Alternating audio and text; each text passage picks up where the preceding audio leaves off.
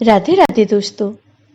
आज मैं आपको बैसाख मास में जलदान की कहानी सुनाने जा रही हूँ। अगर आपको ये कहानी पसंद आए तो कमेंट बॉक्स में भगवान विष्णु की जय अवश्य लिखिए। साथ ही अगर आप मेरे चैनल पर नए हैं तो मेरे चैनल को सब्सक्राइब कीजिए और बेल आइकन पर क्लिक करना ना भूलें, जिससे हमारे वीडियो के नोटिफिकेशन आपको मिलते रहें। अब सुनिए ये कहानी। किसी समय बंग देश में हेमकांत नाम के एक राजा थे। एक दिन वे शिकार खेलने वन में गए। शिकार करते करते वे अपने सैनिकों से बिछड़ गए और बहुत थक गए। वन में उन्हें एक ऋषि दिखाई दिए। उनका नाम सतचिर था। ऋषि उस समय समाधि में थे, इसलिए उन्होंने राजा के प्रश्नों का उत्तर नहीं दिया, जिससे राजा बहुत क्रोधित हो गए। और क्रोधित होकर राजा ने उन पर जैसे ही वार करना चाहा, ऋषि के अनेक शिष्य वहां आ गए और उन्होंने राजा को रोक दिया। राजा ने उनकी बात मान ली तो राजा ने शिष्यों से कहा कि मैं बहुत थक गया हूं, तुम मेरे लिए भोजन आदि की व्यवस्था कर दो।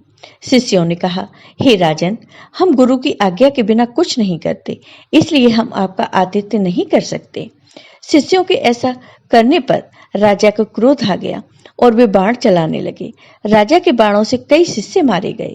जैसे तैसे राजा भी अपने नगर आ गए। जब उन्होंने ये बात अपने पिता को बताई तो उनके पिता ने उनको देश निकाला दे दिया।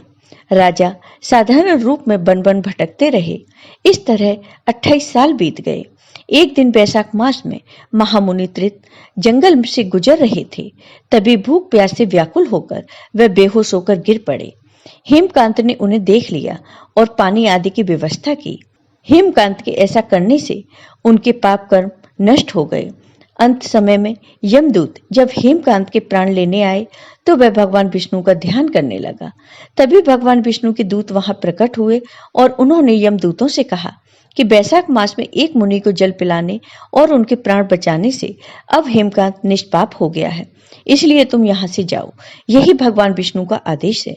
उसके बाद जैसे ही भगवान विष्णु के दूत ने हेमकांत को स्पर्श किया तो वह पहले की तरह स्वस्थ और युवा हो गया।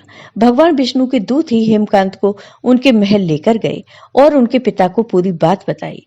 भगवान विष्णु का प्रिय होने के चलते हेमकांत फिर से राजा बन गए और न्यायपूर्वक शासन करने लगे। जय हो भगवान विष्णु की। आपको ये वीडियो पसंद आया हो तो कमेंट बॉक्स में कमेंट करके जरूर बताइए। साथ ही मेरे वीडियो को ज्यादा से ज्यादा शेयर करिए। धन्यवाद दोस्तों।